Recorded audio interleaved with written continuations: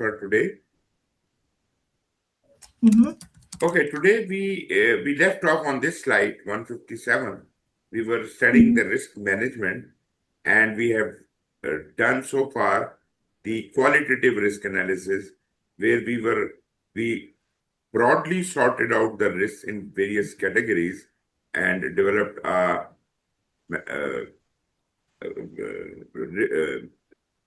impact matrix. And now we are going a level deeper. As far as the quantitative risk analysis is concerned, that deals with the detailed calculations, but not at the individual risk level. Well, if there is a risk, individual risk, where you need to explore it further down in detail, that is also would be categorized as a quantitative risk analysis. But broadly speaking, quantitative risk analysis is about the overall risk to the project. Not an individual risk, but the overall risk to the project. So we collectively look at all the risks and try to find out how risky is the project. If there are too many risks in the project is considered more risky. So we need to analyze that through various tools, and in that we have got various kinds of simulations, which I indicated earlier, like Monte Carlo analysis, where we simulate the project many times through a computer, giving it scenarios, or it generates its own scenarios and tells us how likely is it to complete the project as per the plan. So basically, if you remember, we did a 3-point estimate while we were, scheduling. One of the methods was 3-point estimate. And this 3-point estimate is applicable to all kinds of estimates, schedule, cost, and resources. That means there is a likelihood of our estimate going wrong. Whatever the figure we have taken up for an activity, duration, resources, or cost may not prove to be exactly the same. Therefore, we put in the 3-point estimate data into the computer and ask it to run a simulation randomly on all the 3 values and try to predict to us how likely is it that we would be able to complete the project according to our actual schedule.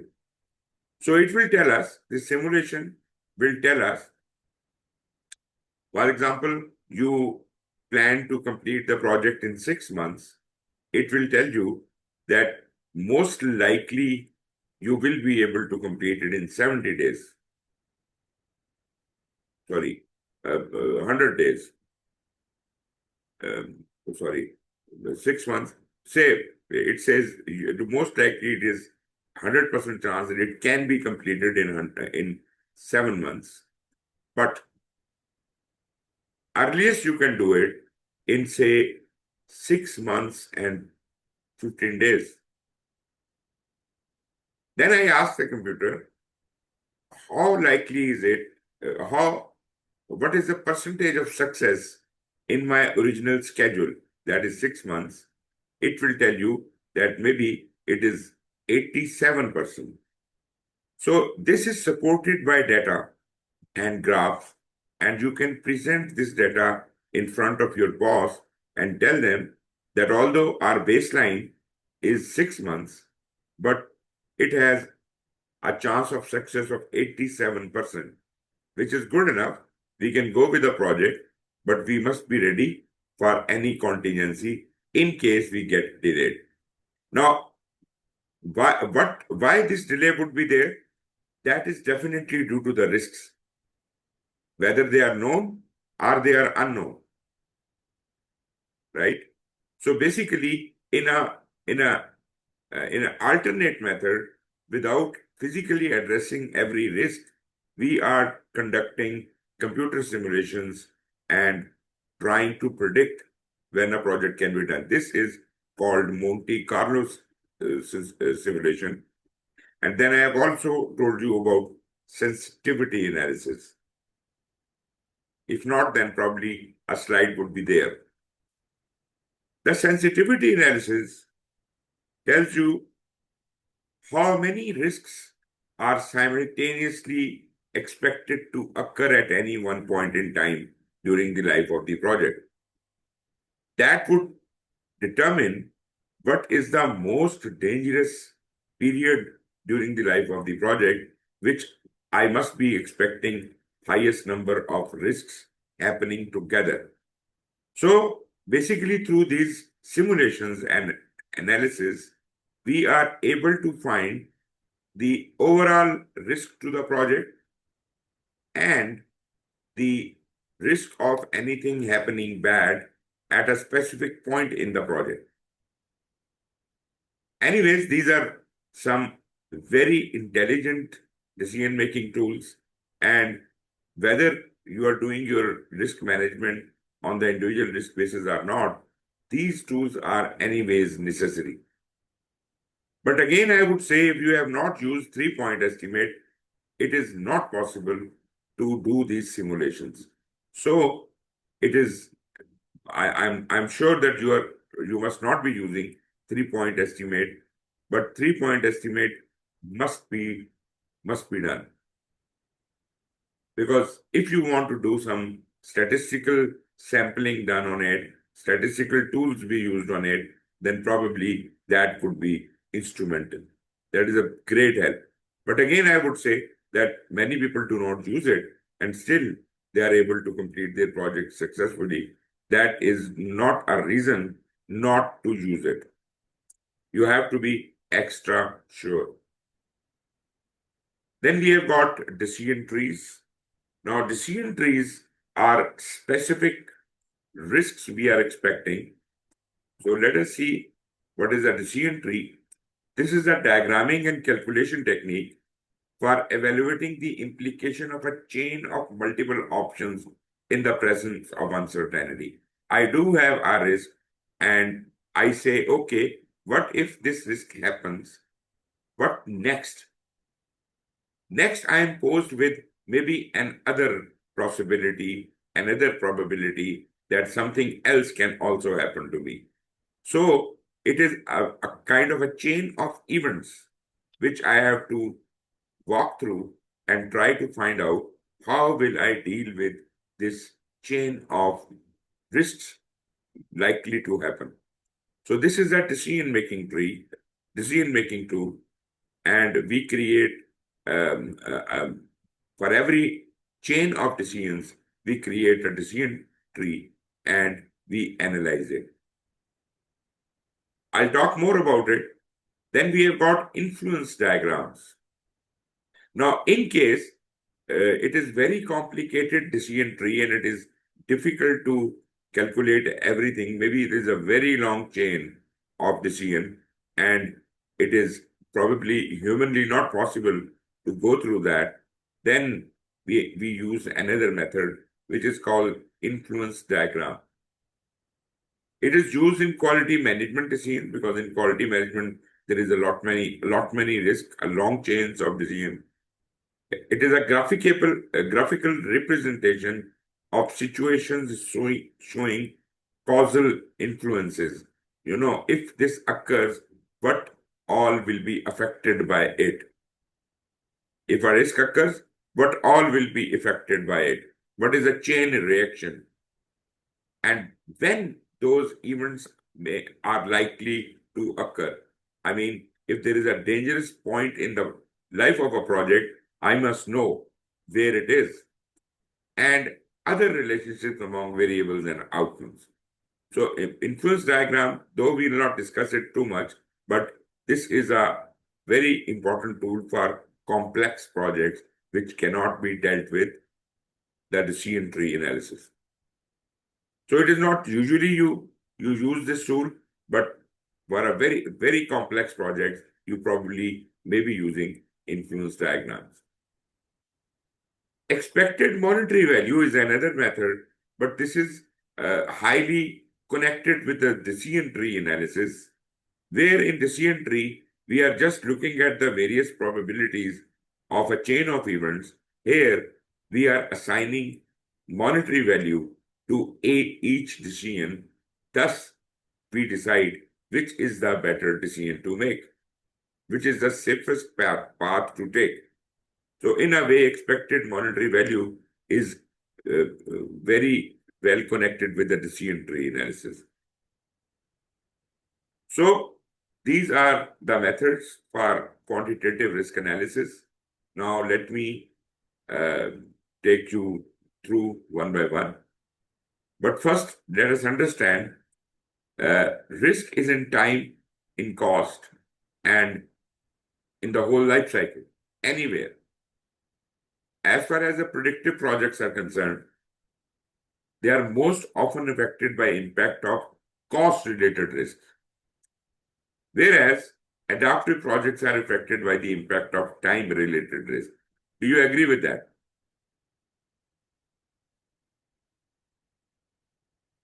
I think predictive projects, yes, mostly cost-related risk. Adaptive projects, I experience both cost and time. But you see, So adaptive project is an agile project, and in an yeah, agile project, we yeah, have fixed time, right, and fixed cost also. yeah. For adaptive, yes, Yes. yes. So, Uh, why should it bother us? Why time or cost can bother us? because it may be the case that the requirement is not finished But in we that. have got open requirement, we have free requirement. In agile project, we can change the requirements anytime without any change control. It is just a matter between the product owner and the customer. They may decide to change the requirements anytime. Uh, So changing is not a problem here. So that okay, is okay. not a constraint for us. Mm, but cost is if they keep changing requirements.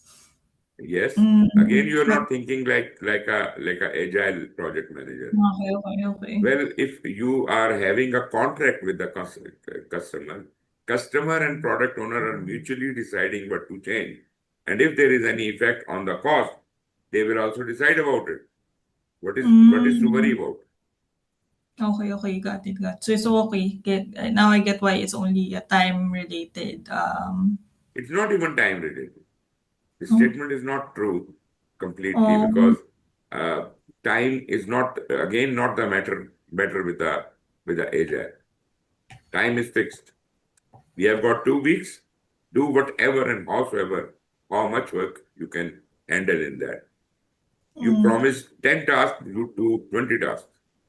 No problem at all. You could not do the 10 tasks, you do 8 tasks. That is also okay with us. So time is not a problem. But anyways, we function faster. We function faster in agile. So I would not mm, agree with this statement at all. okay. Second question is, do you think each of these typical risks is more typical of predictive or adaptive projects? Can you explain why? No, I'm telling you the typical risk. To tell me, uh, is it a risk for a product predictive project or an agile project? Okay. Delivery date Um, slips. it's a risk for both.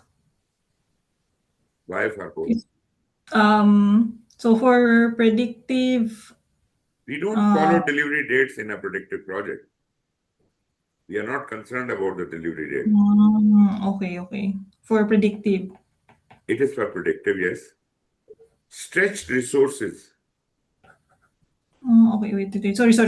Going back, sorry. So the delivery date slips, we don't have it in predictive or we don't have it in adaptive, so it's only a problem for predictive. Yeah, that's it. Okay. For stretch resources is only for predictive. Right. Lack of clarity. Only for predictive.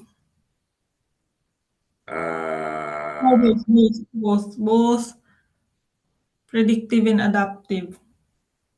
it is more in adaptive because you see, you have a very vague idea of the requirements, and requirements are building up in the course of it. Okay. Because in a predictive project, there is not much of uncertainty, so they plan everything up front. So, Mm, practically speaking, there is not much of lack of clarity in predictive, but more in agile. Agile things are building up all the time. okay. Got it. Scope And creep. then more predictive because in adaptive it's okay. The requirements will change, so it's Yes, expected. of course. Requirements are changed and it becomes official. There is no problem in it. But in predictive project, scope creep is there. Now, Mm. do you understand what is a scope creep? Yes, this is when the scope becomes bigger than what was initially. Well, there is a Uh, way of making it big. We have a change control process. We can amend the scope, and that is quite natural in predictive that we can go through a change control process. Will that be called a scope creep? no, no. I mean, if it goes through change management processes, it's not Right. anymore scope. It's Scope scope. Sorry, go scope ahead. creep are the unauthorized changes to the scope which have Mm. not been passed by a change request approval. They are, they are things which happen without the knowledge of the management. Maybe at lower levels, somebody makes some stupid decisions, or they keep change the configuration or the design without any approval from the higher up. That would be called a scope creep.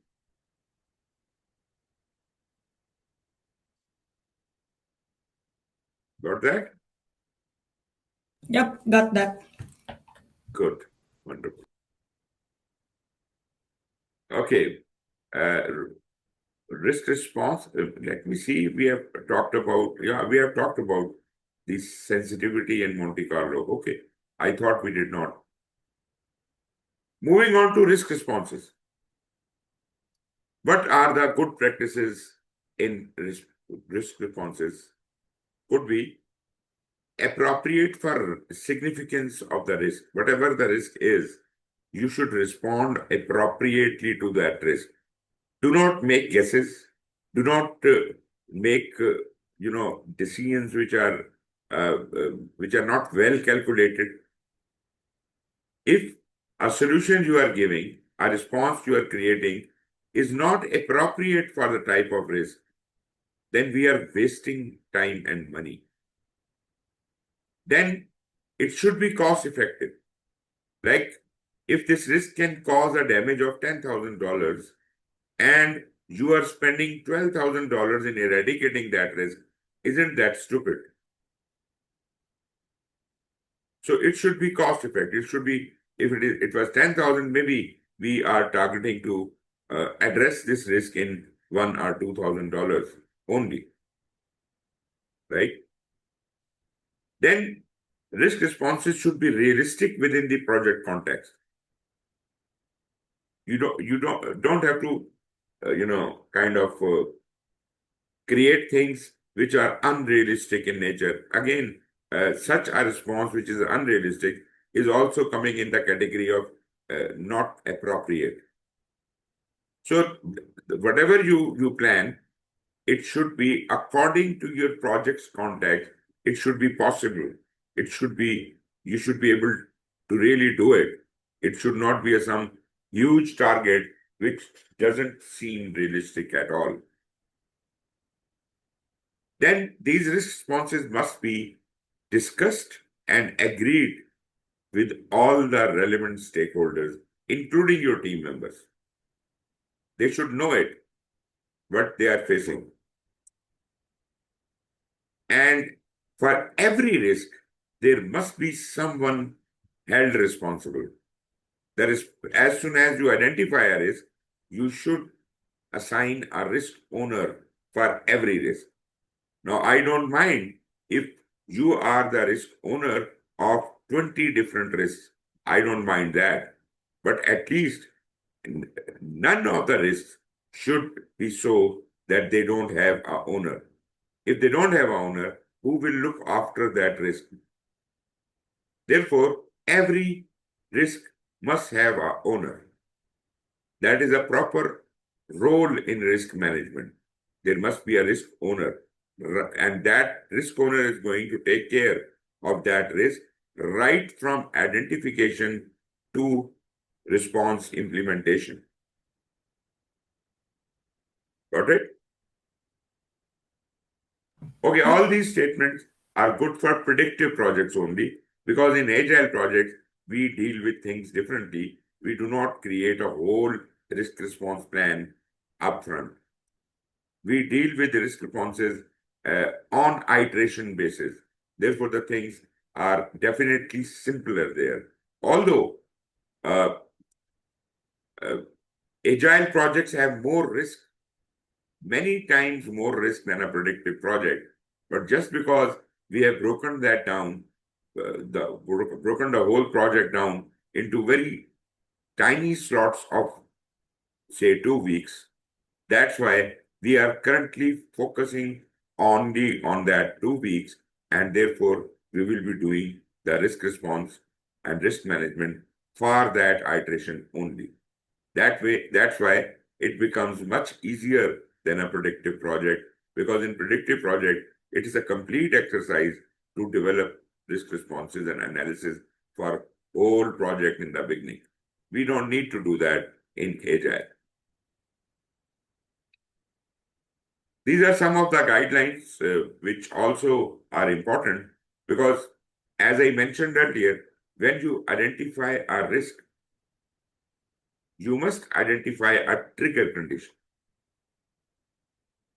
Trigger condition is the thing which would let us know that risk is very close to us.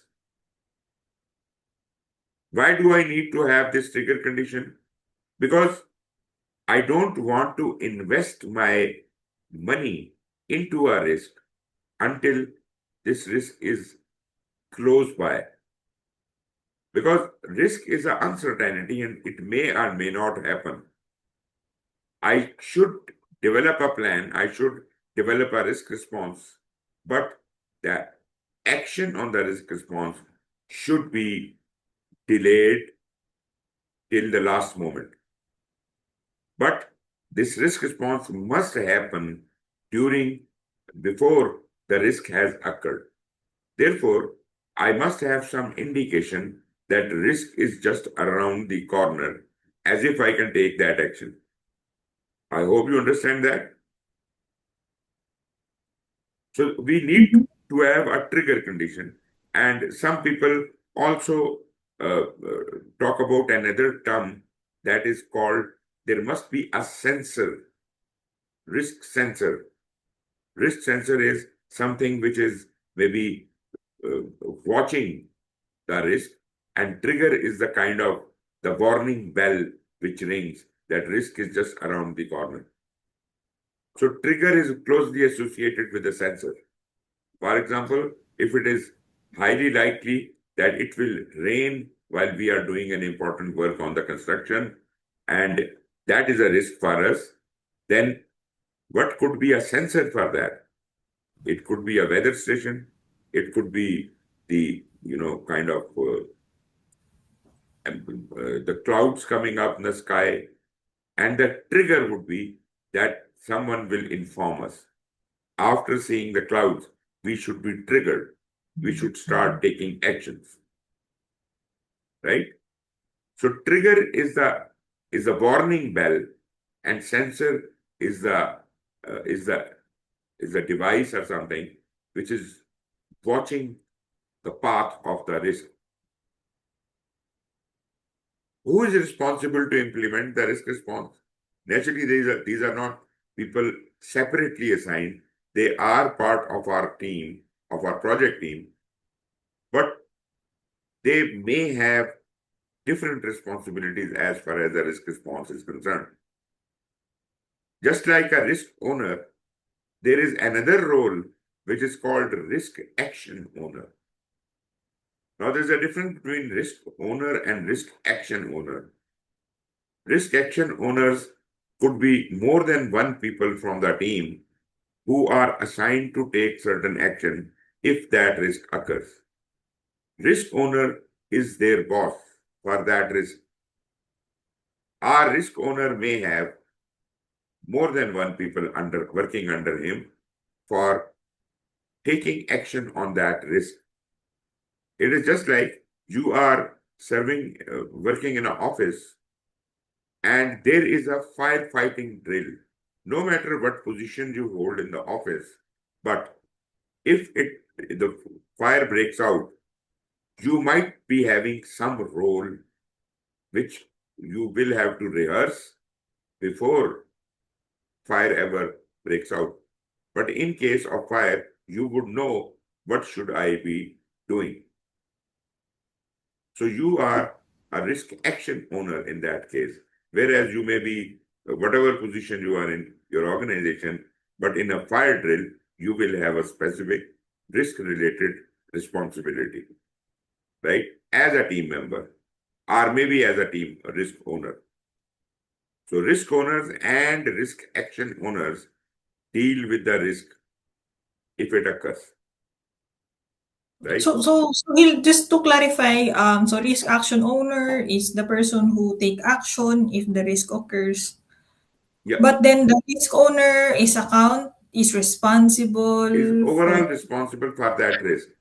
Every risk must have one person responsible. That is a risk owner. Okay. But risk, if fire breaks out, the risk owner is not the only person who will actually be involved in taking action. He must have Mm, a team of his own, right? So the people okay. assigned to that risk owner, in case that risk surfaces, that is his team. They are called the action owners, right? And they Mhm. report to the risk owner. They report to the risk owner how well they have performed.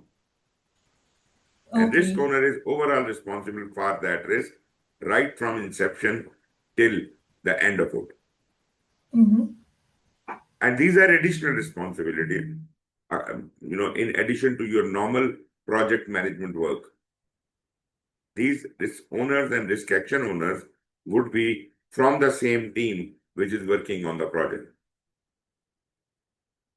Got it? Yep, got Then it. we have a concept of secondary risk. Do you understand what is a secondary risk? First of all, what is a primary risk?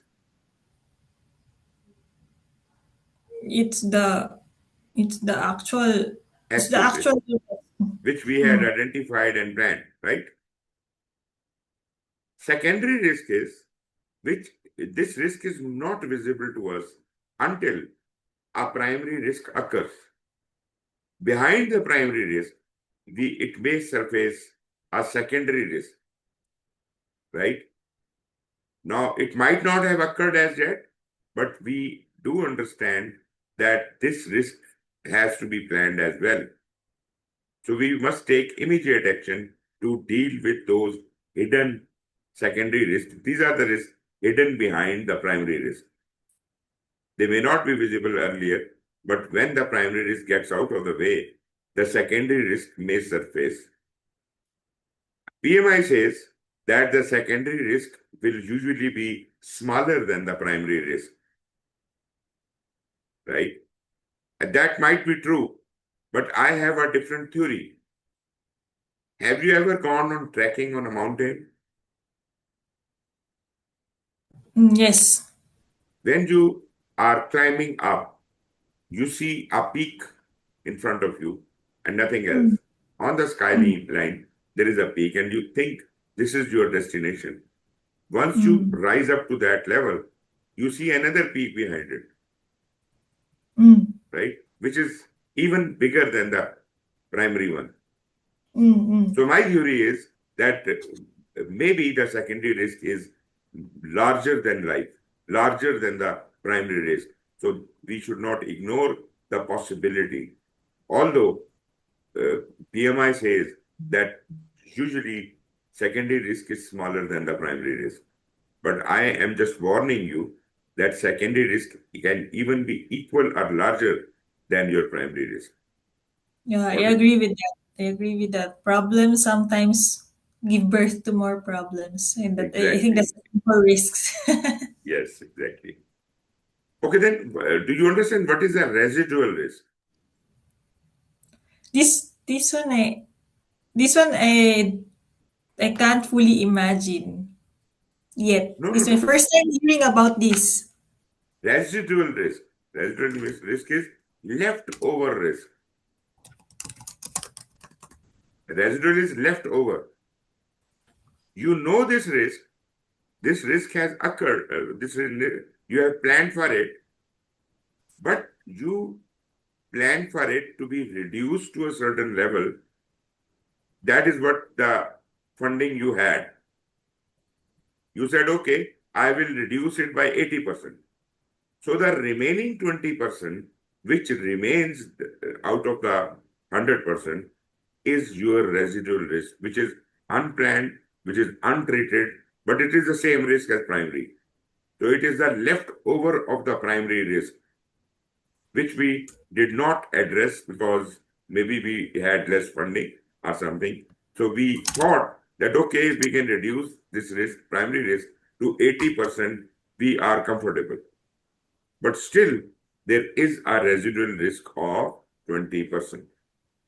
Do you understand my point? Mm-hmm. That is called a residual risk. So we talked about a primary risk, a secondary risk, and a residual risk. Now, let us talk about two other definitions. One is called contingency or fallback plan. Other is called contingency or reserve or allowance.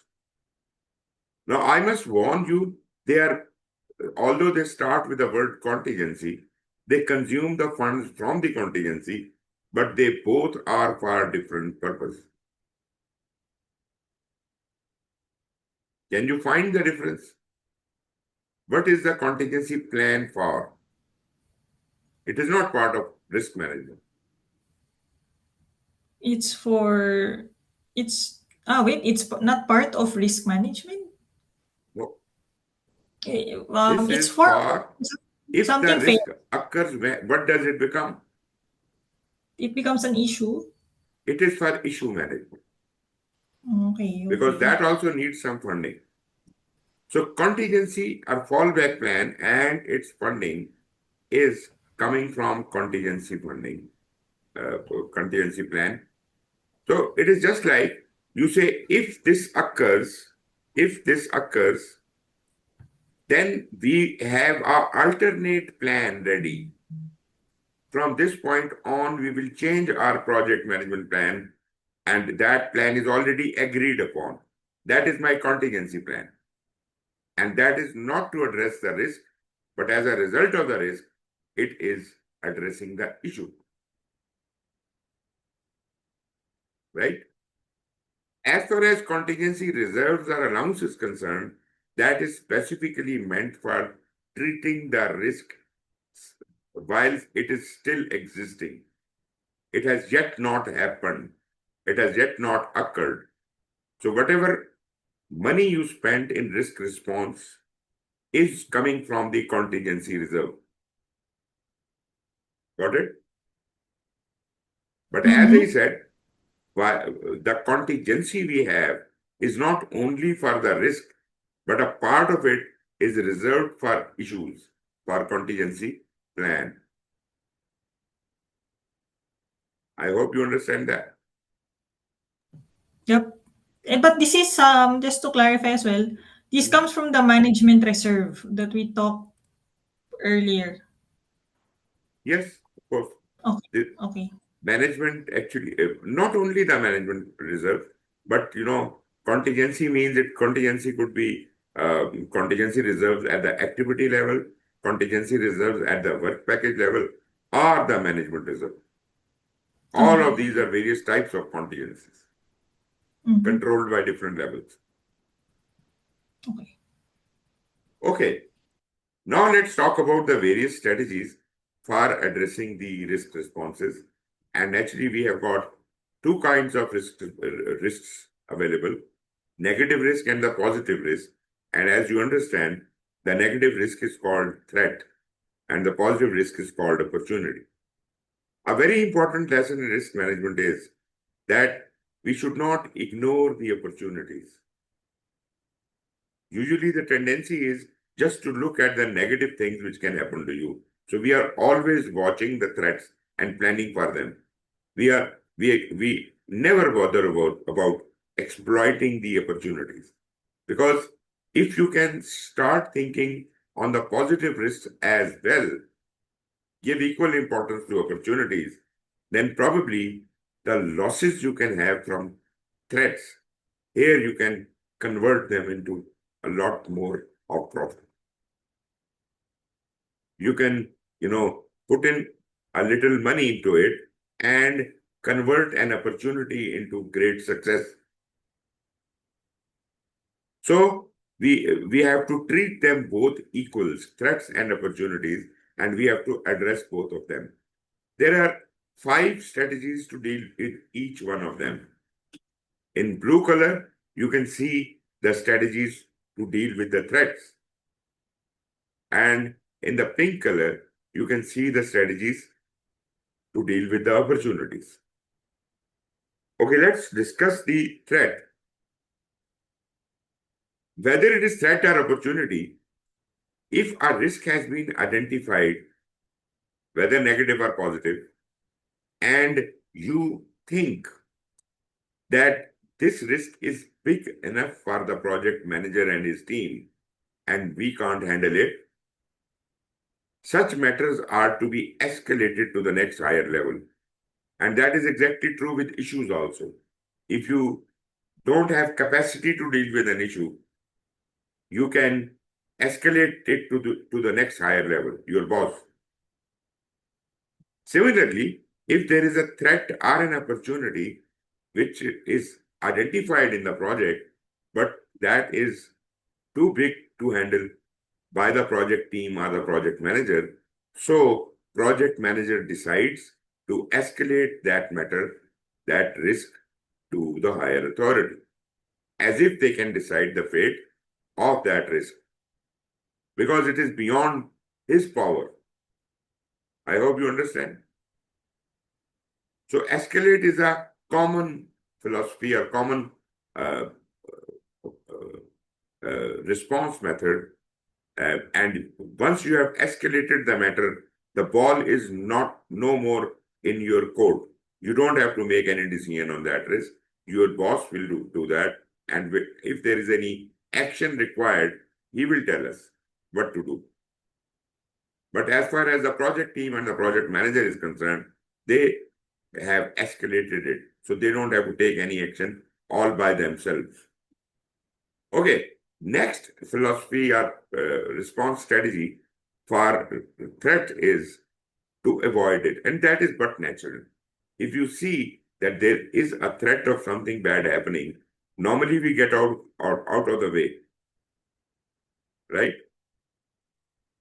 Isn't it? Yep, yep.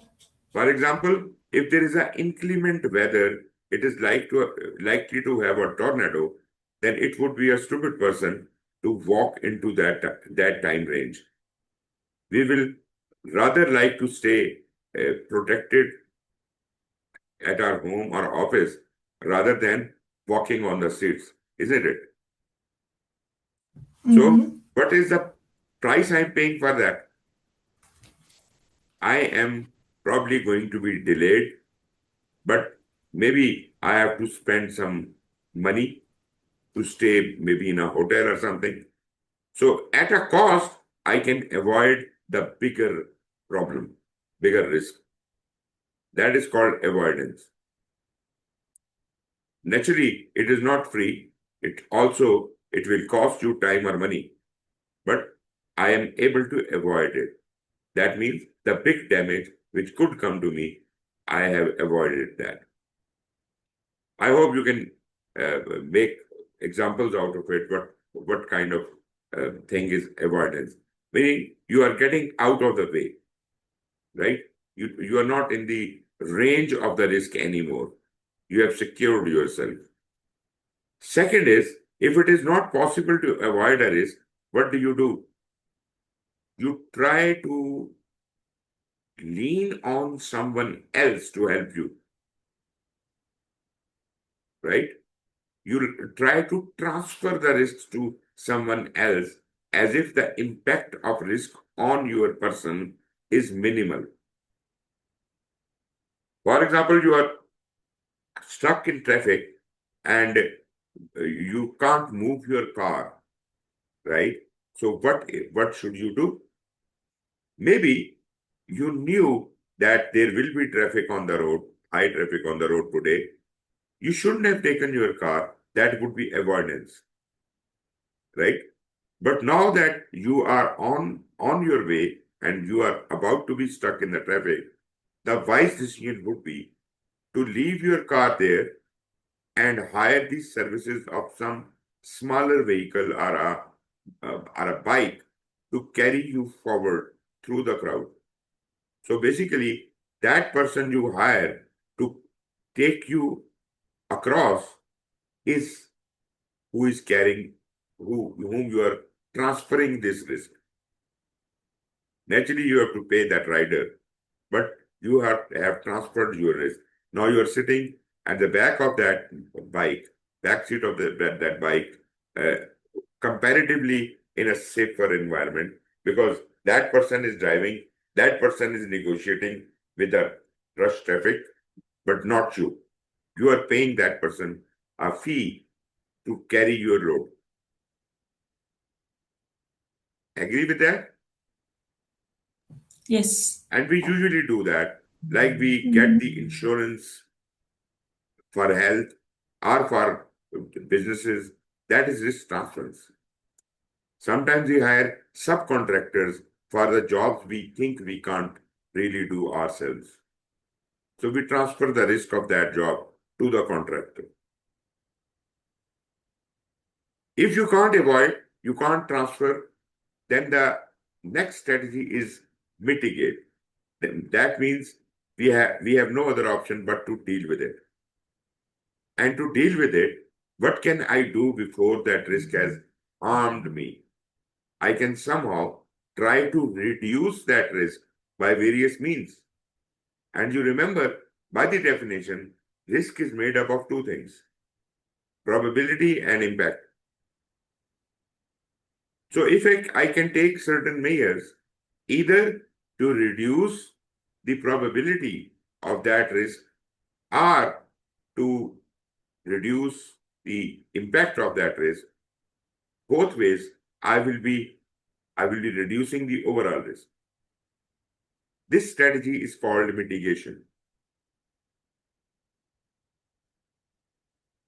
If you can't do any one of these things, you don't have capacity to do any one of these things, and then the only option open to you is to accept whatever is coming your way, right? So that is also a strategy. But you see, this is much better than not to plan because now you have educated risk response or risk analysis and you know what can happen to you. You are prepared for that. So now when you have to take an acceptance decision, that means you are ready for it, right? So you are much wiser than a person who doesn't want to acknowledge the risk and ultimately has to face it. You have tried your level best by trying to escalate, trying to avoid, trying to transfer, trying to mitigate. But if all those efforts fail, then you leave it to the luck. You accept your fate. Agreed? So these are the 5 strategies for threats. Similarly, we have 5 strategies for opportunities. First one is the same. Now, actually, all these strategies are going to be opposite of what the threat is. Like we used to avoid a threat, but in case of an opportunity, which is a good luck kind of a thing, which is coming our way, so why should we avoid it? We would rather like to exploit it, right? So, for example, there is a price, some price is being distributed on an alternative route from which you go to the office. So you say you know that today there is a sale or there is a price, uh, then you change your path and move on the other path. You exploit that benefit also, and then you go to the office. That may delay you a bit, but basically you have sacrificed for that opportunity. Got it? So avoidance, the opposite is exploit. Transference, the opposite is share. Where in a threat situation you are transferring your risk onto the shoulders of someone else. Now you are getting some benefit. In case of opportunity, you are likely to get some benefit. It's a good luck. So why don't you share it with others? Right? So how can I share it? Let us say uh, I am trying to construct my house and I need two full-size windows. I go to the market to buy those two windows and I find that each window is costing $5,000. But the shopkeeper tells me that if you buy three, I will give you in the same cost. I mean, you will have to pay just $10,000 and you will get three windows. But you don't need three windows. So what do? You should share one window with someone else and share the price. That way, it is not going to cost you $5,000 per window. It will going to cost you less because of the third window, which you are giving, you are sharing with someone else. So you have shared your benefit, your opportunity with someone else. Now, next strategy is opposite of mitigate. In mitigate, what we were doing, we were trying to reduce either the probability or the impact of our risk. In enhance, we do the opposite because it is a good luck, it is an opportunity. So I would like to enhance the probability or the impact of that risk as if I can be benefited more than expected. So far, so good. Yep, so far so good. And if I can't do any of these things with the opportunity, then whatever is coming my way, I will accept that. So these are the 5 strategies for threats and 5 strategies for opportunities. Usually they are considered to be part of the predictive project management because we do upfront risk response planning only in predictive. But I would say that even when you are doing it in agile, although we are not creating the whole plan, but these strategies will still apply for each iteration, right? But classically, they are considered to be part of predictive project management. Okay, question. Which of the following is a good example of mitigating the probability of the risk of becoming overwhelmed with a fire in a newly constructed building? So you have to tell me what good example of mitigating the probability, not the impact, mitigating the probability. So we have these 4 options. What would you choose?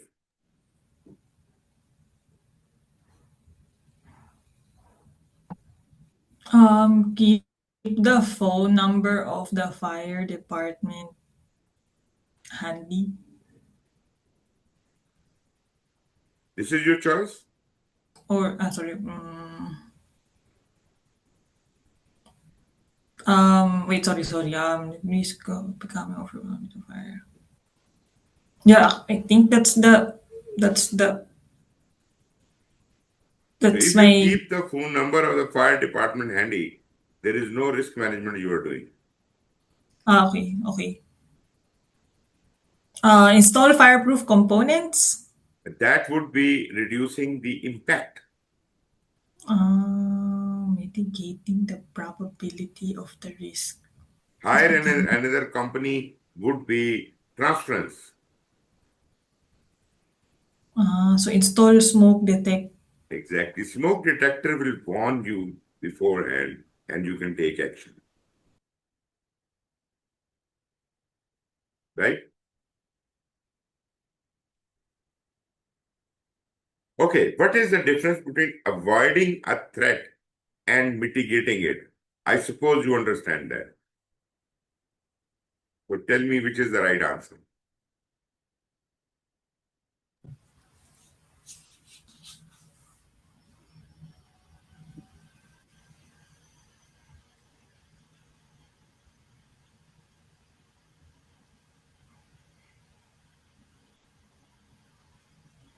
Should be C.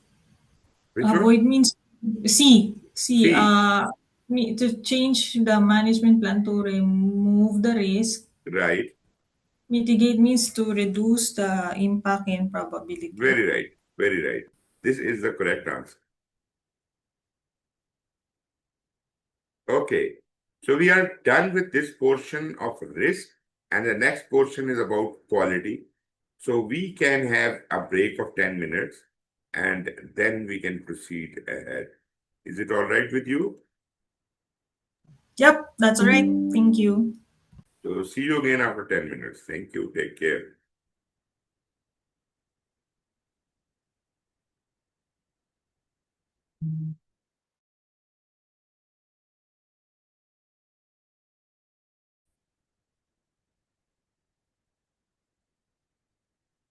Okay, we have to start with our next topic, and that is quality. We are still in planning.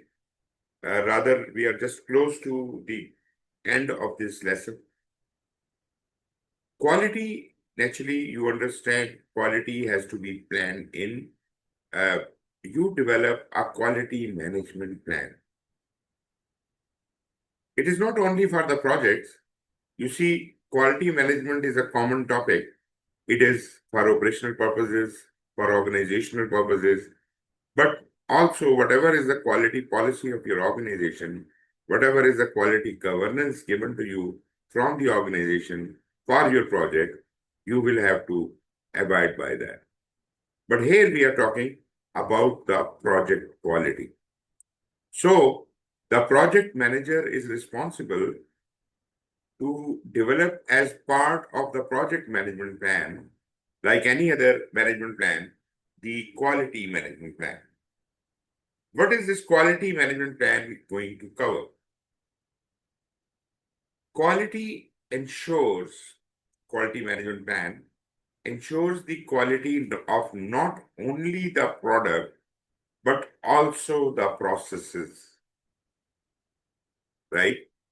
That means it is not only about quality control, because quality control is about the product which is going to come out at the end of the project. And you ensure that all the specifications are according to the quality, and that would be called quality control. But what about the process of developing that product? Is this process of good quality? Is your plan good enough as to create that kind of quality? So, when you look at the quality of the processes of the work, not the product, you are doing quality assurance. So basically, your quality management plan talks about both aspects. quality assurance and quality control. Quality assurance is about the processes and quality control is about the product. Got it? Now, how do you ensure quality control? What do you do to check whether quality is of the product is according to the specifications or the quality policy? I have quality assurance processes to check whether the product meets the So quality that is requirements. a fixing thing I'm not talking about. I'm talking about if you have to check the quality of the product, what is the how do you do it? Test the product, Yes, use the product. you inspect the product, right? You inspect the product, and if it fulfills the quality requirement, then you verify it.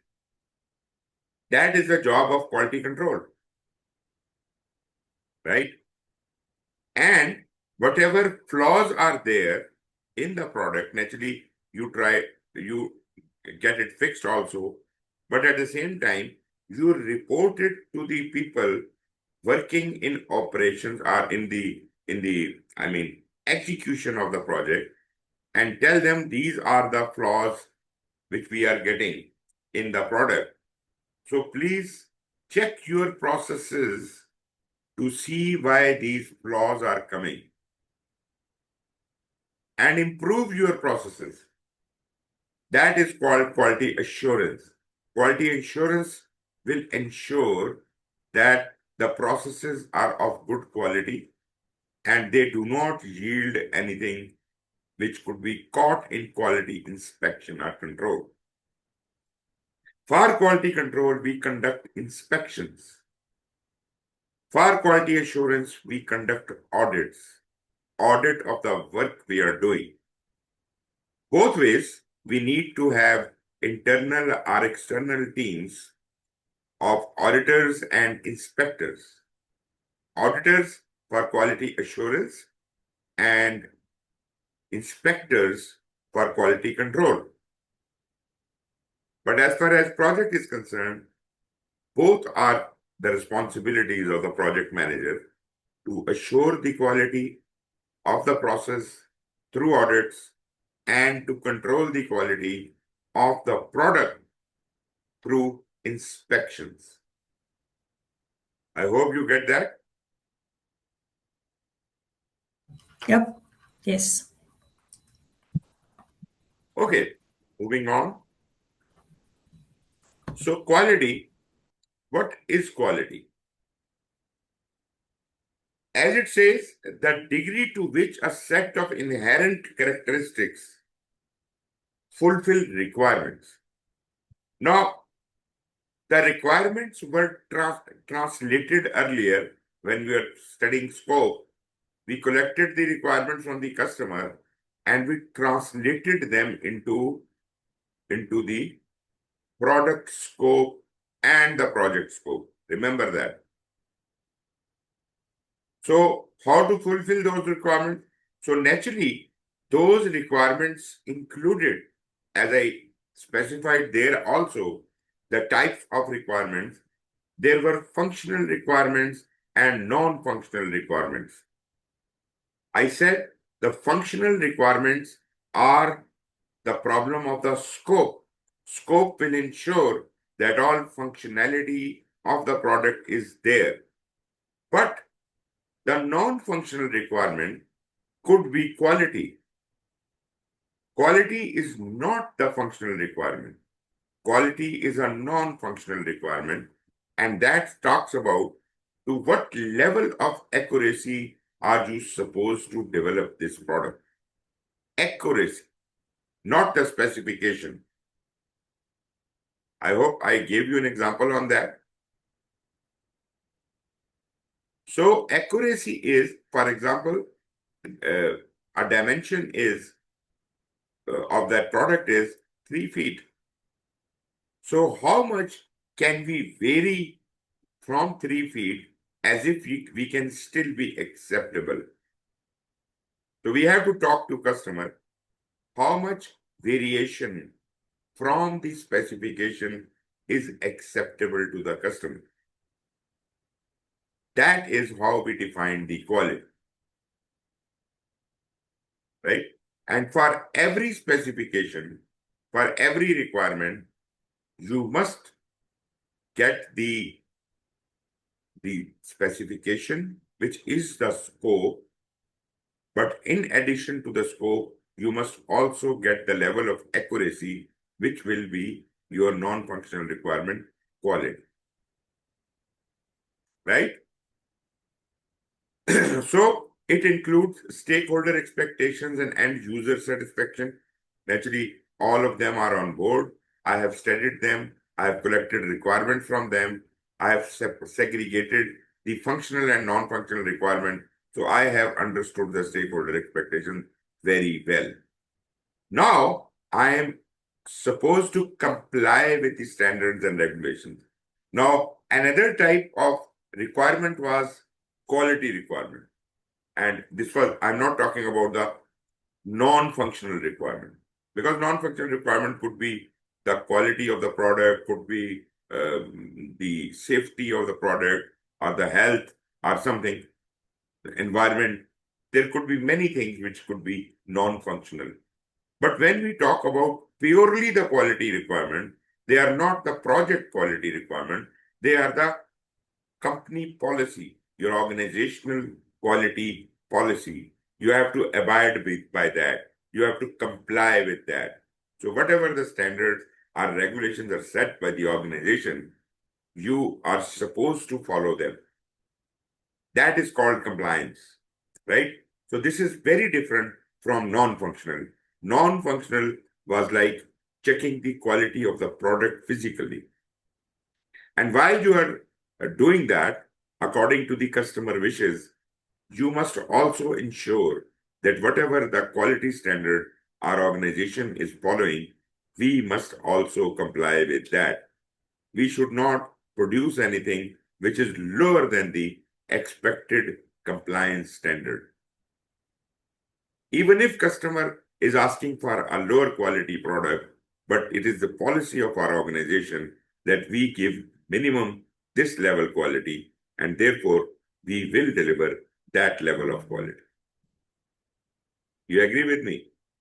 So there is a slight difference between non-functional quality requirements and the quality requirements which are based on the policy of the organization. Slight difference, but they coincide. And then there is an element of continuous improvement. When we keep improving the quality of the processes and the product, we are learning and we are improving our way, our processes. So continuous improvement, I would not dedicate it to the quality control. I would rather say that this is part of quality assurance. When you are doing the process, you find something wrong with the process, you correct it and improve it. And in a way, you learn while you do it, and ultimately you are continuously improving throughout the life of the project. I hope you understand all of these 3 points.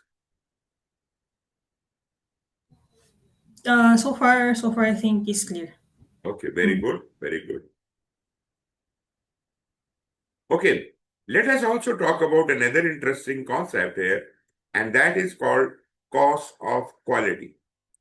Now, naturally, if you are doing your project, there is a cost associated with everything in the project. But if you want to bring good quality in the project, do you think you have to pay extra for that? Yes, The yes. quality will cost money. If you conduct the inspections, they will cost money. If you conduct the audits, they'll cost money. If you are continuously improving, it will cost money. So, quality comes at some cost. The money you spent on quality is called the cost of quality. That is in addition to the normal budget of the project. Rather, I would say that is budget is built into the, I mean, that is built into the estimate. You consider the addition of funds as far as cost is concerned, cost of quality is concerned.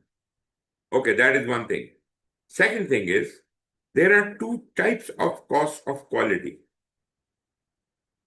One is the cost of good quality. The measures you take as if quality problems do not occur in process or product, that is kind of a preparatory attempt that we are trying to avoid the problems of quality, that money is spent for as cost of good quality. But when you produce something bad, something rejected, that will cause you certain losses, right? Those losses are also to be and fulfilled by you, and therefore that is called the cost of poor quality.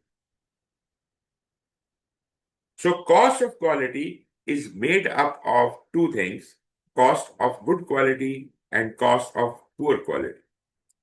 If you take good precautions and send a little more money on cost of good quality, you can substantially reduce the cost of poor quality, because uh, by improving your processes, you have reduced the chance of a flaw in the product, isn't it? Okay, let us see what is included in cost of good quality. There are two things which could be included in cost of good quality. One is called prevention cost. How can you prevent the quality flaws from ever occurring? These are some of the ways you can do it. First of all, train your people very well, especially on the quality. They should be well trained about it, as if they can prevent the cost. So, training expenses is a cost of good quality. Document everything. I hope if you have heard about ISO and all, what do they say? The first step is they say you must document your processes. Because if you document your processes and you in future you do those processes exactly according to what is written in the document, then you are being consistent. Consistency is all about quality. So if you can document your processes and follow them accordingly, then you are spending this money of documenting the processes as a good quality. It's cost of good quality.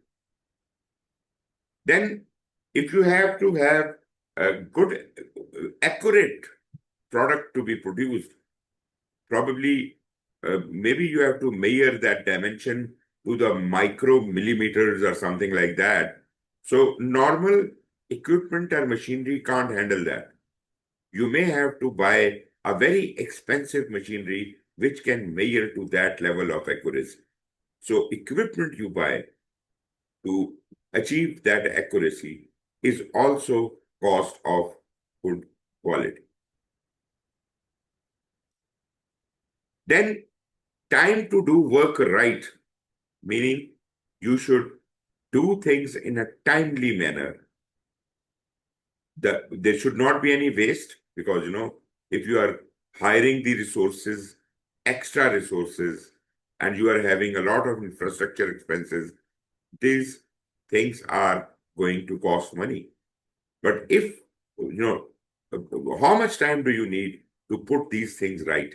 Don't spend any extra time on it, and don't spend any extra resources on it. Appropriate resources well in time.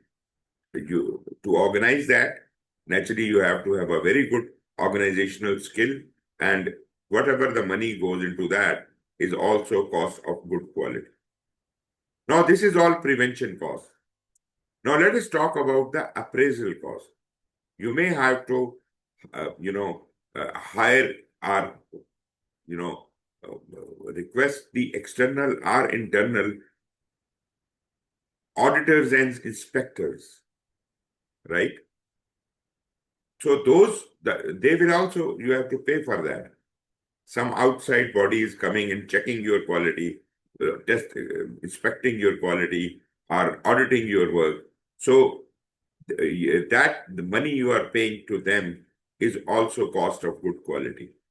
Although it is spent in quality control or quality assurance, but this is called appraisal cost.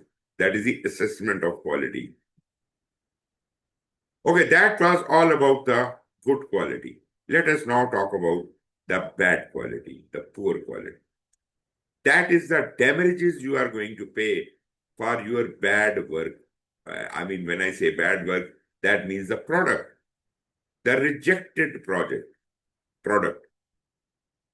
So there could be two kinds of failure in your product. One are internal failures, meaning that you did not have a good quality assurance, but you had a very strong quality control. So it caught all the flaws and did not let them go to the market. That means you saved your name, but you did incur certain losses in shape of rework or scrap. Those things which could be corrected, you will send them back to rework on, and those which cannot be amended, they are scrap. Both are actually losses. You have to bear this internal failure cost. This is the cost for poor quality. Second category is external failure cost. That is, if your quality control was not good enough, maybe your quality assurance was very good, but your quality control is not there at all. So even out of a million, if a single mistake goes unchecked, a single product has a flaw and it goes to the market, this is called external failure cost. So when it reaches the customer is going to naturally be angry about it. They will cause liabilities on you. I didn't ask for this. Why are you giving me a faulty product? So that is a big loss. We will have the liabilities, we will have to provide the warranties, and maybe customer is so angry that we lose the business with that customer. So all of these are external failure costs, and this is also the cost of poor quality. I hope that is amply clear what I am trying to express. Yep, it is clear. Well, I have just expressed it in a layman language. Technically, I could have drawn diagrams and graphs, but I don't want to go into that detail. Until and unless you have got the concept right, I think that is sufficient for you. Yep, it is sufficient. Okay, then comes the stakeholder and customer expectations of quality. Naturally, as I said, everything has to be planned in your quality management plan. So, right when the requirements were collected from the customer, we were specifically identifying the quality related requirements. Meaning, it is not sufficient to just develop a scope. Once you are collecting requirements for scope, you must also ask for accuracies they want. So, quality requirements for each of the specifications is definitely required. That is how your product or deliverable is going to be checked. Right? For example, when you get the specification that this length should be 3 feet long, you should ask your customer, to what level of accuracy do you want me to produce this? Because your scale of measuring and my scale of measuring could be different. You could be measuring in micromillimeters. I could be measuring in centimeters or millimeters. You understand my point? So what accuracy do you want, right? So if the customer is unable to answer you, you tell him, okay, if it is 1 centimeter off the mark, will you accept it? I mean, plus minus 1 centimeter in the dimension, will it be okay with you? Customer says, no, not at all. Okay. Is it 1 millimeter plus minus okay with you? He says, no, not at all. Then you home in to the level of accuracy customer wants that dimension delivered. So maybe we establish that plus minus 0.003 millimeter is the acceptable level of accuracy for the customer. You see, this is not the specification. This is the accuracy level. So quality is about accuracy. Scope is about the requirement, right? Anyways, this must be identified alongside when the requirements were being gathered. And based on that, we will develop our quality management plan, which includes quality assurance, quality control, and everything. And while you are doing it, this is about the product, but we also plan our processes in the quality management plan. And processes are being inherited to us by our organizational quality policy. And therefore, this is like, you are complying with your organizational quality policy. So both of these things have to be applied. The quality policy of the organization should be part of your quality management plan. Quality management plan should address the quality assurance as well as quality control. Right? Your organization should have a quality policy which applies to all projects. That is coming from the governance. And if your organization does not have a quality policy, as a project manager, you are responsible to create your own quality policy for the purposes of your project. But I am sure your organization must have a quality policy, so you don't have to bother about it to create it for all by yourself. Am I right?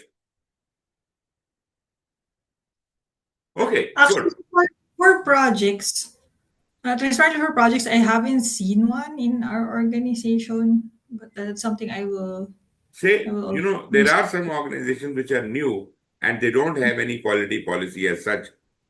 But, Mm, if they are running a project, so the project will not inherit any quality policy from the organization, and mm, it will be for project management purposes. Project manager then becomes responsible for developing a quality policy only for that project. okay.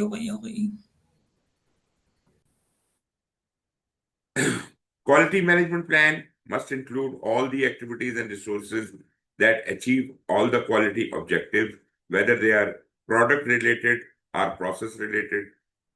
Then this could be for a very small project, it could be very informal document, but for large projects, maybe it is a very formal document, it's a very detailed document. It should be reviewed throughout the project because you can't ignore quality at any point in the life of the project.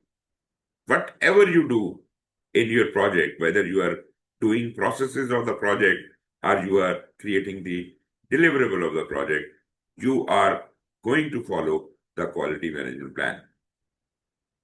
The benefits of having this quality management plan is that because everything is written down, everything is planned, so you can focus on what to do. How can you create the project's value proposition? You will be at peace because you understand what you need to do. Without a quality policy, that's why I said if you don't have a quality policy, create one. Because if you don't have, you will be totally confused what to do next. Right? So if you have that quality management plan following some quality policy, you will cause cost reductions, you will save money, and a lot many schedule overruns which may be required for reworking the faulty product, that could be mitigated. Agreed? Now, as far as the compliance requirements are concerned, as you understand, there are many compliance requirements. We have talked about them earlier as well. There could be quality compliance, there could be environmental compliance, there could be health and safety compliance, whatever. But here, when we talk about compliance requirements, I'm more focused on the quality. So you could be following some internal or external standard for whatever compliance you are trying to achieve. If it is quality, then maybe you are following ISO or maybe a quality policy of the organization, or any appropriate government regulations which are applicable in your country. Your organizational policies are there, product and project quality requirements which you have collected while the scope was being established. They are also very important. And naturally, project risks will also indicate which are the risks which could cause poor quality. So compliance actions could be classify your compliances into various categories, like these are the quality compliances, these are the environmental compliances, these are the safety compliances, these are the health compliances, so whatever. So classify your compliances in various categories and determine potential threats to compliance. That is very important. What is the threat to the compliance? Why compliance is very important? Because this is the policy of the organization. You can't say that because customer was asking a lower quality, therefore I developed it. You have to at least meet the compliance need of the organization, of the policy, of the government regulation. So you have to comply with that. So compliance is as important as meeting any of the project objectives, like scope, time, and cost. Naturally, we say scope, time, and cost are the three things which we have to very closely monitor. But here I am telling you, compliance is equally important. Because even if you deliver everything to the expectations of the customer, but you are not following the compliances, the project can be closed down. For example, you are a construction firm working on a construction project. Government regulation says that no construction worker will work on site without hard boots and helmets or hats. You people are doing a wonderful job, but your people are not wearing hard boots and hats. Although your customer is happy with you, one day a government inspector comes and he checks you on that flaw and he closes your project down. I hope you understand the importance of compliance. Compliance is more important than the whole project. Yep, understand. So determine potential threats to compliance. So right from the beginning, when you see that these are the compliances we have to meet, you try to identify specifically any risk to those compliances, because we have already talked about risk management as far as the scope, time, and cost is concerned. But here I am talking about if there is any risk to the compliance. Analyze the consequences of non-compliance. What if we can't comply? What can happen to us? Will we be fined? Can our project be shut down? What is the ultimate consequence if we do not comply with it? And then determine necessary approach and action to address the compliance needs. Right? So give special attention to compliance requirements. As far as the quality standards and regulations are concerned, these are few terminologies which you should know. I have already I think, talked about the word standard. Standard is created by some, not a government body, but by some uh, volunteer body. The people who are working for good practices, establishing good practices for the industry, right? So standards are created by these bodies, but they are not mandatory on you. It is because they are good practices, so they are good to have. If you want to follow some standard, that would be good, but standards are not mandatory until some regulations from within your organization, from the government, or from some no global bodies, they may make them mandatory for you to follow. So now standard is not an option. This standard has been regulated, and you have been ordered to follow these standards. So standard becomes regulation.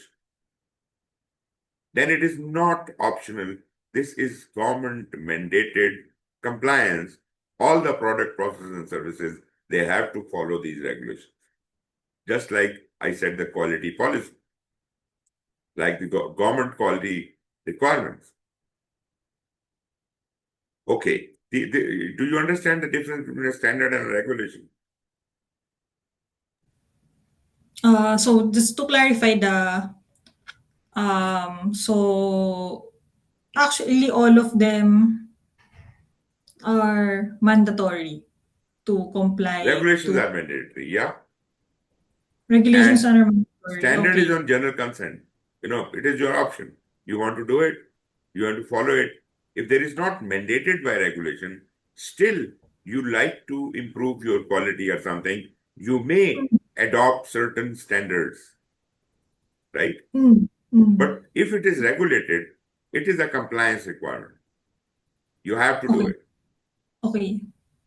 Then, So yes, line one and three is optional. Sorry, no. Line one is optional. Two, three, four are all mandatory.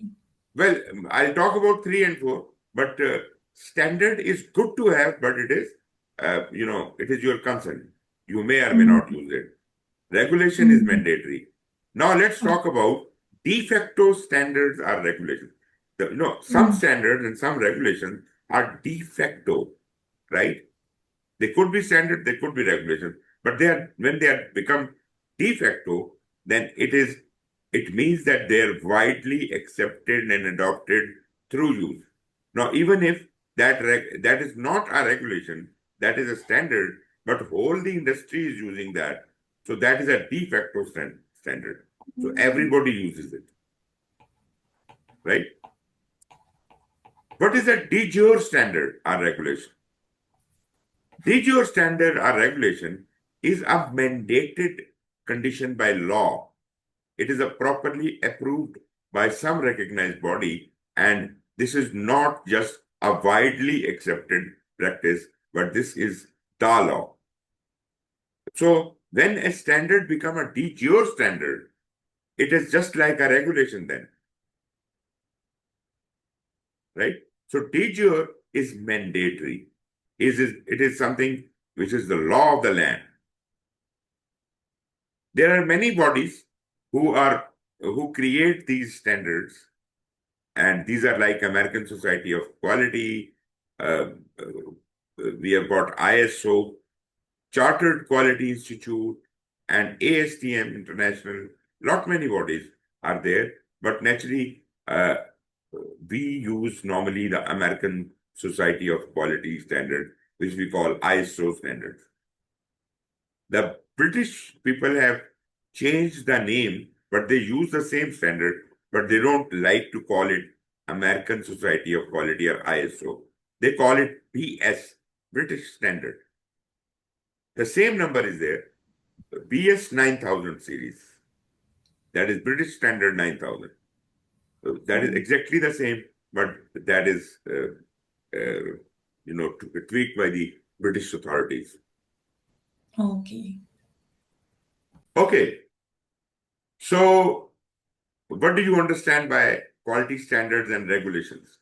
What do you think? What standards and regulations are relevant in your industry? There are FDA related standards, for Mhm. example, for food and drugs that we have to adhere to. Right. And then there are also some data standards, for example, for the consumer goods industry. Are they the Especially, DTOR standards? Are they just the standards? so for the FDA, there are de jure, so They they are the are DTOR. Yes. mandated by law. Right. For the data standards, they are de facto based on Defect. the Right. Very good. based on the country. Right. And is there any specific government regulations? Government regulation may not contain standard. They may be containing laws.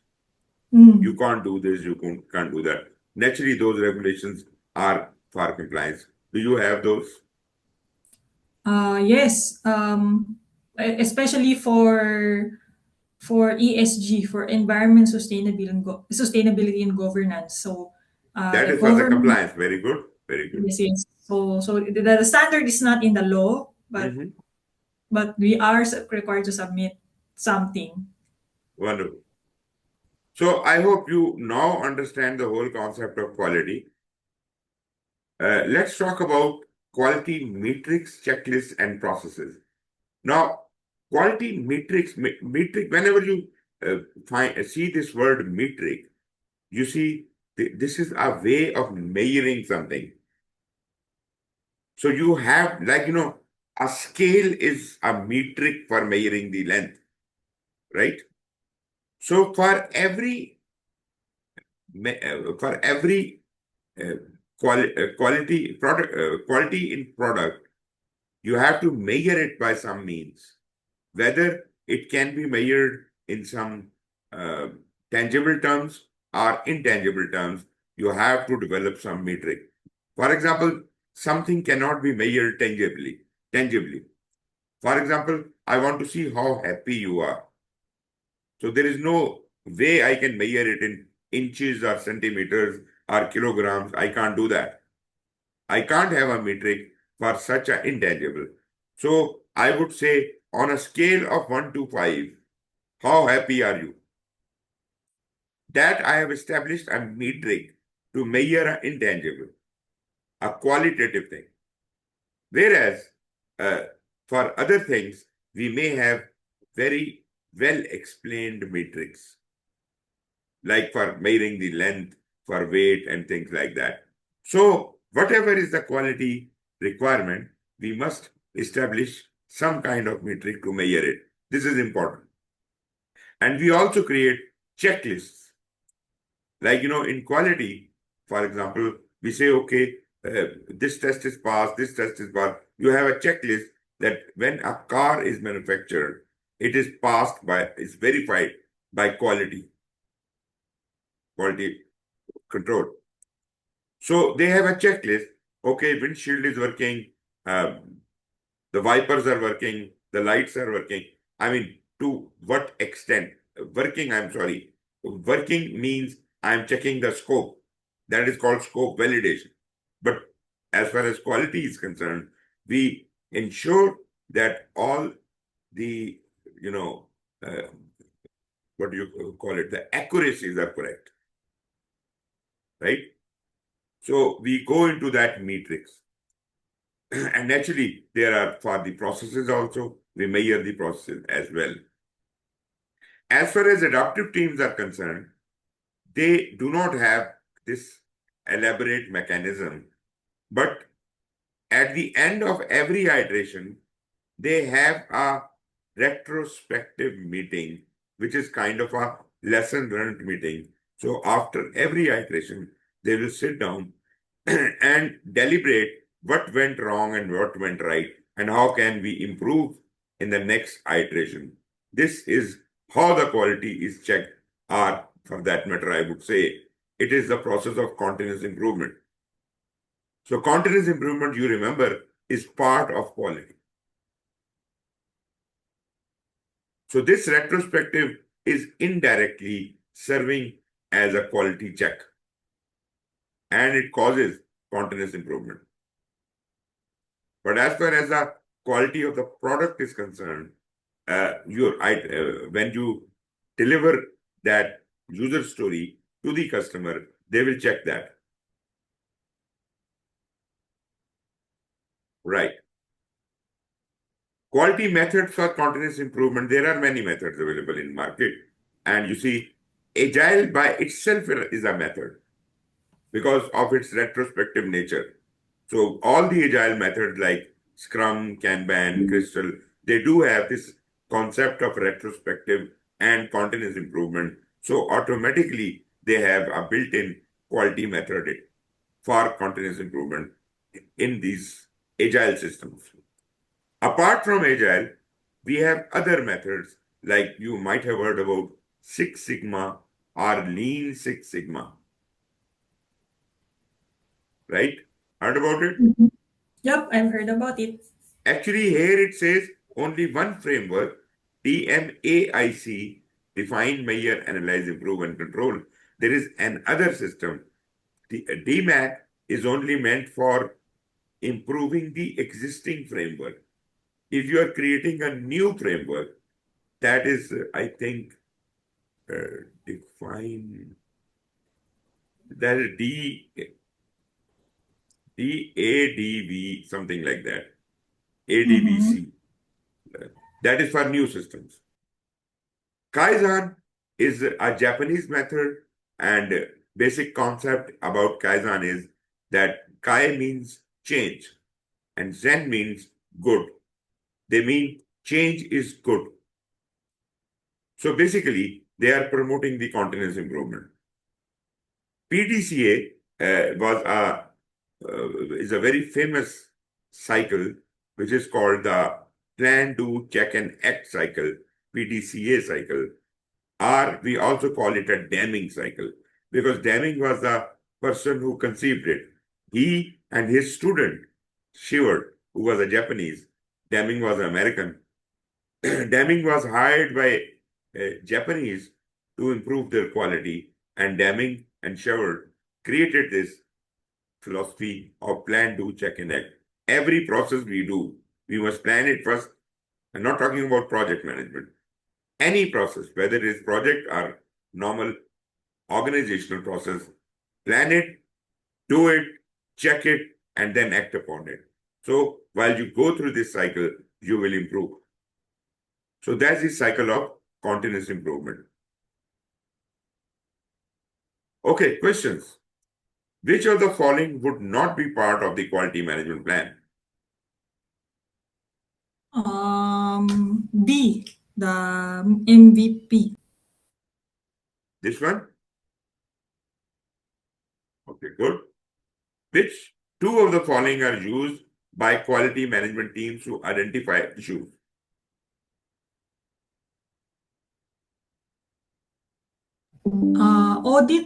Audit reports. Okay. I cannot remember. Kano model, but I cannot remember what Kano Kano model. model is a prioritization method. Okay, so it's not that. Okay, audit reports and design for Yes. yes. Design for experiment is like, you are experimenting with design. You have got more than one options to do something, and you say, okay, I'll do it in each way, and then compare them and see what is the best way. Okay. Right? So design for experiment is also to identify issues. Okay. What is the focus of quality assurance and what does it result in?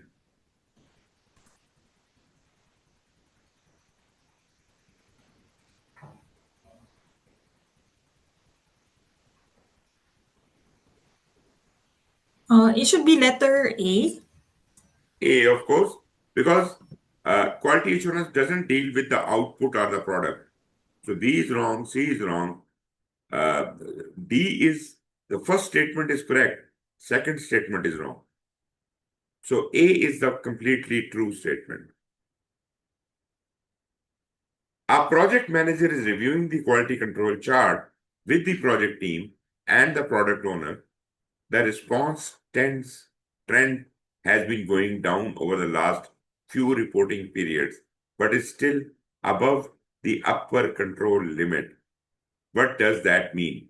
Now, first of all, he's talking about the project manager, project team, and the product owner. That means he's talking about a hybrid project. If it is not a hybrid project, it would be either the project manager or the product owner. Anyways, so again, response trend has been going down over the last few reporting periods. That means the quality is going out of control. But it is still above the upper control limit. What does that mean?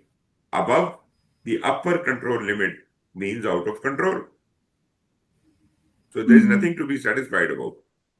Yep. So the project quality is outside of the quality standards set for the Exactly. project. Exactly. Okay, we are done with the quality topic and we again deserve a little break, say 10 minutes, and then Yep. we'll be back to complete the last topic, which is integration of a Okay. plan. So let's have the 10 minutes break again. And here we go.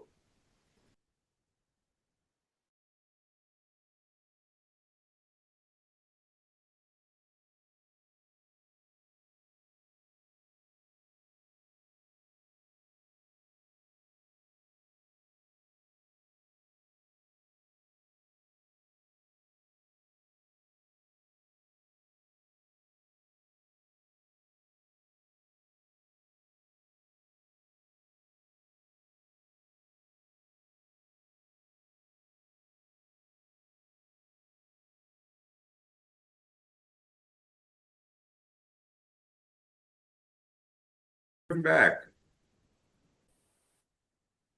Okay, so this is the last part of this chapter. We have created all the plans. We have got all the 10 knowledge areas addressed here, and we have to put it all together into the project management plan. And we have already talked about it. What all is included in project management plan? As you remember, I said that we have got all the management plans, which are 10 in number. I'm talking from the predictive point of view. We have got the requirements management plan, the scope management plan, the schedule management plan, the cost management plan, resource management plan, procurement management plan, stakeholder management plan, and what else? Quality management plan. I am leaving out two. Procurement management plan, and what else? I just forgot one. And in addition to that, we also have a change management plan and a configuration management plan and the baselines, three baselines, scope baseline, schedule baseline, and the cost baseline. This is all included in the integration or project management plan. Because project management plan can only be complete when all the management plans and all the baselines are complete. So integrating plan is a very important step because this is where everything is put together. Overall, the scope, schedule, budget, resource, quality, risk, everything must support the desired outcome. Another interesting part about the integration or the project management plan is that, if there is something not matching up in scope and schedule, or schedule and budget, or resources, there might be differences. So they all have to be sorted out. It would be a completely well integrated plan. That is the purpose of your project management plan. So this is integrated view of all plans. It can identify and correct gaps or discrepancies. It can align efforts and highlight how they depend on each other. So your team works better. You see, you have created a schedule, but your resource plan is not aligned with the schedule, or your budget is not aligned with the schedule. Our budget and schedule are not aligned with the scope. So that is your integration cannot be done. You have to put everything right. Everything should be a wholesome project management plan can only then be created. So once we have that, we can use this plan, the project management plan, to help assess and coordinate the project during its life cycle. Because now we are confirmed that this is a wonderful plan, it is a consolidated plan, it is properly integrated. Now we can have a sigh of relief and we can start executing it. The result of this step is an integrated project management plan, as I said. We will create a project management plan. Now, in predictive project, we need to do this. This is at the end of planning stage, all the planning results are combined and then the project management plan is created. Specific to project manager role, this task cannot be delegated. Integration is one job, which project manager is personally responsible about. He can delegate scheduling, he can delegate scope, he can delegate everything. But the responsibility of putting it all together is on the shoulders of project manager, and this job cannot be delegated. This is as far as the predictive is concerned. In a hybrid project, which is something in between predictive and agile, we slightly reframe the approach to plan integration. We do it only at the high level, broad integration, because we don't have a detailed plan. And down below, we work on an agile mechanism, right? So this is how integration in hybrid can occur. As far as agile is concerned, adaptive processes and agile ceremonies provide a structure to continuously integrate plans or aspects of a project. Rather than having integration upfront in the beginning, we integrate things as they go. And we have got a check and balance system. We have got our adaptive processes are having a built-in control. And we have got several meetings conducted within an agile iteration where we can have a review meeting with the customer. We can have a retrospective meeting with our team members for continuous learning, continuous integration, and continuous improvement. And we have got a stand-up meeting, which is done daily. So all of these mechanisms automatically provide us integration at iteration level. So this is how we integrate our plans. As far as change control is concerned, there are a lot many questions. You see, I probably defined to you that every management plan is actually the scope management plan and the requirements management plan. Every management plan is supposed to provide the mechanism of change in it.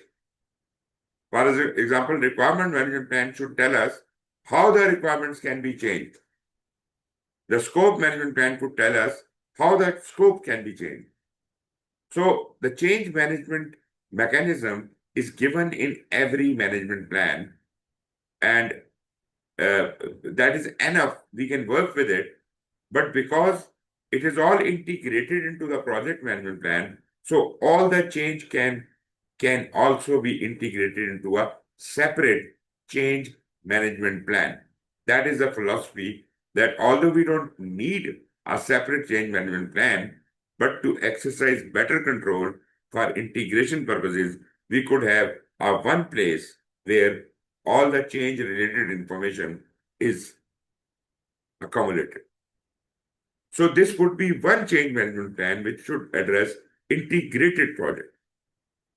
So yes, it is a very good mechanism. We should create this kind of a thing, which we will have a better integrated control. While we are talking about the change management, I have also mentioned configuration management plan is also closely related to the change management plan. Why? In a way, I could say that change management plan could be part of our configuration management plan, or you could have it separately. But where change management plan tells us how to bring about our change in the project, configuration management plan keeps a record of all the changes to specifications, to requirements, to product, everything, documents even. It keeps a version control. So it is very possible that you create a configuration management plan divided into two parts. One is the version control and the other is the change management plan. But that is not necessary. You could have separate change management plan and a separate configuration management plan as you wish. Now, these are some of the questions about the change. Who can propose a change? Now, these questions are to be answered in your change management plan. It tells us who all are authorized to propose a change. And I would say it could be any stakeholder. The team members, the project manager, the team leads, or even the stakeholders, customer, or anyone. What exactly constitutes a change? Change is proposed or an event changes one of the project's baseline. That is very important. Anything which does not affect any of the baseline, and what are the baseline? Scope, time, and cost. If there is a change you think, but it doesn't have any impact on any of the baseline, we will not even consider it a change at all, because that is something project manager can make the decision all by himself. He doesn't seek permission from anyone. But if it is affecting the project baseline, any of them, scope, time, or cost, then the change request has to be created. What is the impact of change on project objectives? This is to be discussed. This is to be, when you create change request, you have to define how does it impact any of the project objectives. Because if it does not, then it is not a change request at all.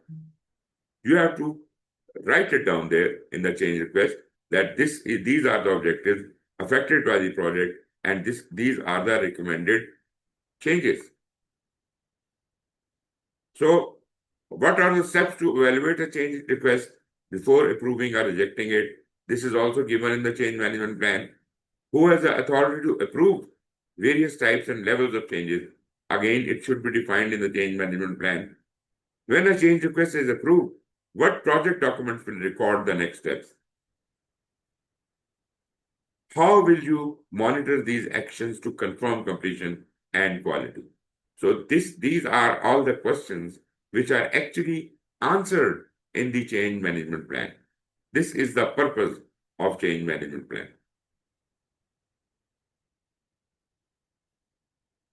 Okay, plan for complexity and change. Well, in predictive as well as hybrid projects, we do understand that naturally the very complex projects could be done by agile, but normal complexity is there in every project. Medium to low complexity can be handled very comfortably by the predictive project, or a little more complexity can be handled by the hybrid project, and very extreme complexity is to be handled by agile.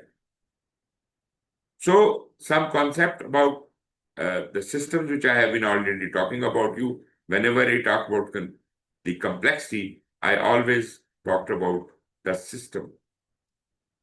Systems are complex when they have got a lot many components or a lot many connections amongst the components. That makes a system complicated, difficult to understand. And if you are in a complex situation and you want to understand a system, you have to break it down into parts, decouple it, do run some simulations, and try to understand what is happening, understand the complexity, and then you can reduce it, you can improve it. Then you can reframe the problem.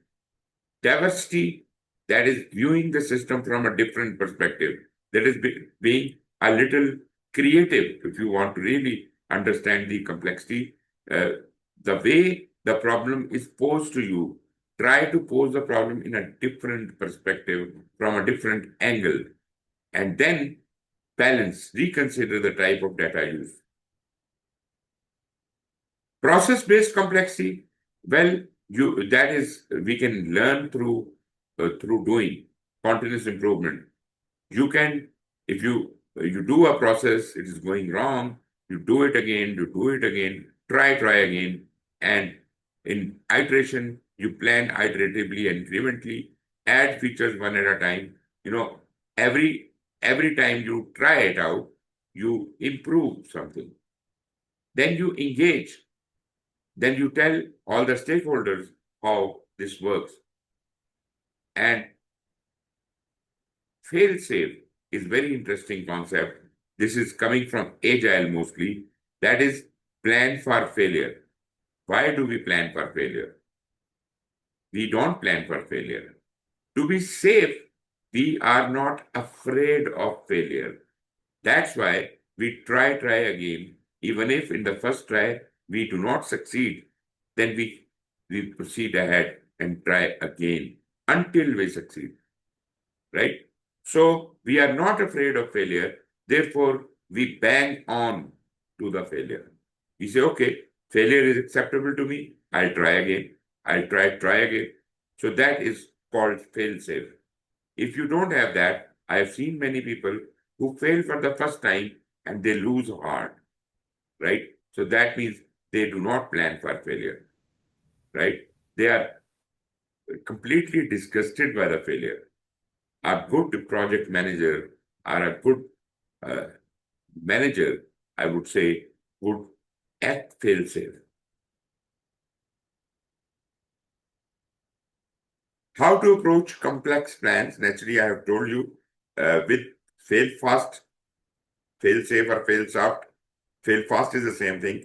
If we have to fail, fail quickly, as if we can try again. And self-correct in this process. This is the lesson to deal with the complexity. Instead of planning, rely on tailoring, adaptability, and resilience. Meaning, upfront planning, like in predictive project, is not really very useful because you don't have flexibility of changing things because everything is baseline. So rather, in a hybrid approach, we probably can have a broadly planned project management plan, but we are open to tailoring, adapting, and resilience. Meaning, in a way, we are adopting a part of the agile mindset. And we prioritize collaboration over instruction and control. Meaning, it is not an autocratic setup that somebody is giving out orders. Rather, we are collaborating with our team members and discussing, and we are trying to find our way out. That is how the complexities can be addressed. If there is only one boss who is giving orders, probably it is not a very safe environment to experiment. Questions. What is a primary component used for integrating the project management plan? A. Outputs of the planning process. Definitely. All the management plans and everything. The product owner is on vacation. A decision must be made on a project change. What should the team reference to determine the next steps? Change management plan. Okay, good. Okay, we are done with lesson number 3. And what do you want now? Should I give you a little break and then start the next lesson? Yeah, I think we can have just a 5-minute break. So we Yeah, can both okay. get. Let's have a break for 5 minutes and then I'll start off with the next. Okay, thank you.